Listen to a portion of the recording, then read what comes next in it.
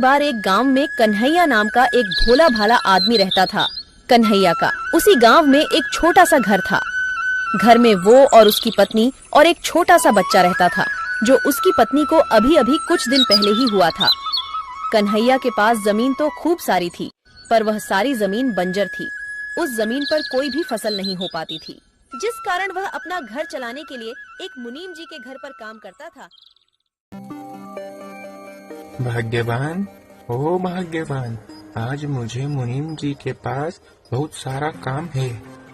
आज मुनीम जी का अनाज बाहर शहर बिकने को जाएगा, तो मैं आज खाना खाने नहीं आ पाऊंगा।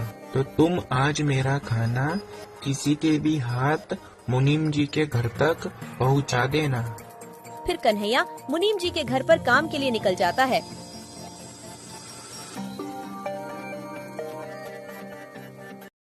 आज तो कोई नजर नहीं आ रहा जिसके हाथ में यह खाना पहुंचा सकूं। लगता है आज मुझे ही खाना देने जाना होगा। कन्हैया की पत्नी कन्हैया को खाना देने के लिए मुनीम जी के घर के लिए निकल जाती है।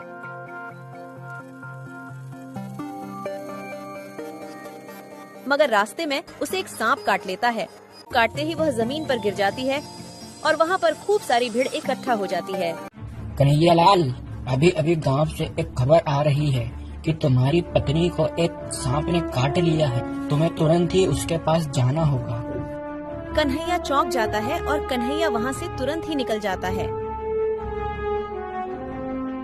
मगर कन्हैया की पत्नी नहीं बच पाई। सब खत्म हो गया। तुम मुझे और अपने इस बच्चे को अकेला ही छोड़ गई। अब इस बच्चे को मैं कैसे पालूंगा? इससे बढ़िया तो मैं भी मर जाता। अपनी पत्नी के गुजर जाने के दुख में कन्हैया खूब दुखी हो रहा था। कुछ सालों बाद कन्हैया के जीवन में खुशी का माहौल बनता है। राजेश बेटा अब तक खूब बड़ा हो चुका था और उसकी बिजली विभाग में सरकारी नौकरी लग चुकी थी। आज बेटा तुझे लड़की वाले देखने आ रहे हैं। आइए आइए, आपका स्वागत है मेरे छोटे से घर में।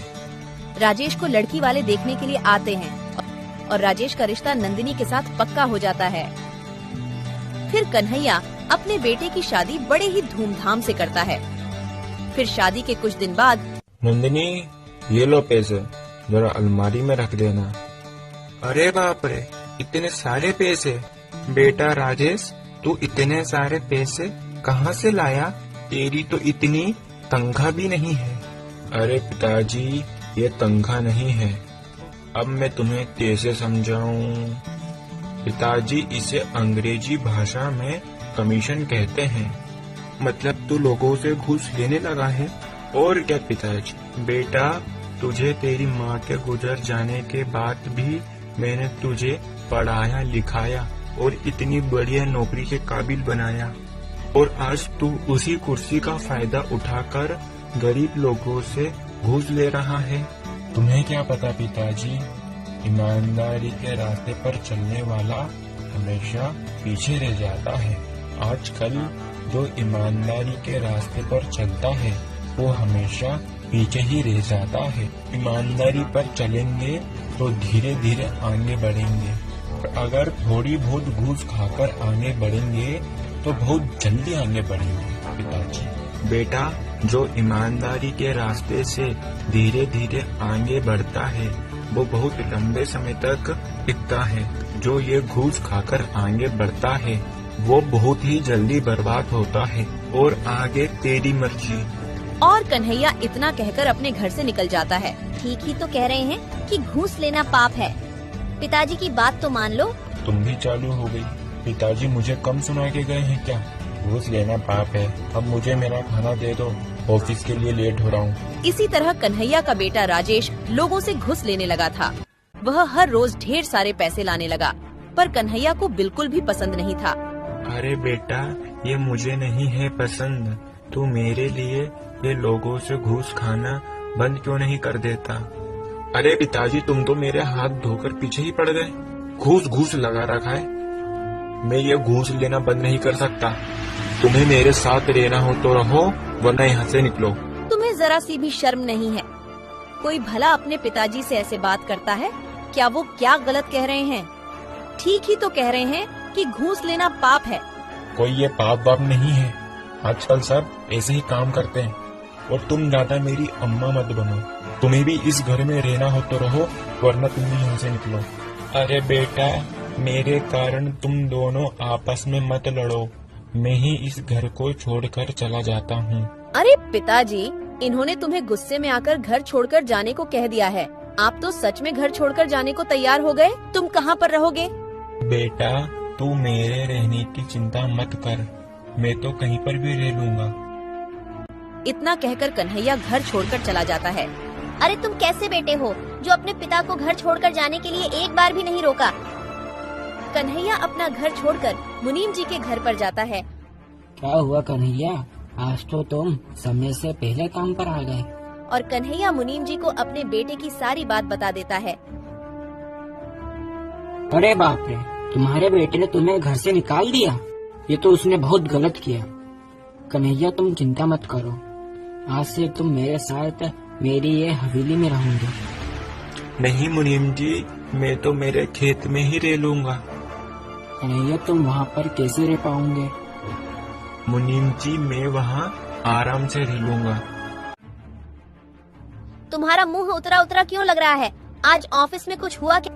हाँ, आज मैं लोगों से घूस लेता पकड़ा गया और अब मुझे अपनी नौकरी से भी निकाल दिया गया है। और मैंने जितना भी घूस का पैसा खाया है वो मुझे सरकार को वापस लौटाना होगा। मुझे बिल्कुल भी समझ नहीं आ रहा है अब मैं क्या करूँगा।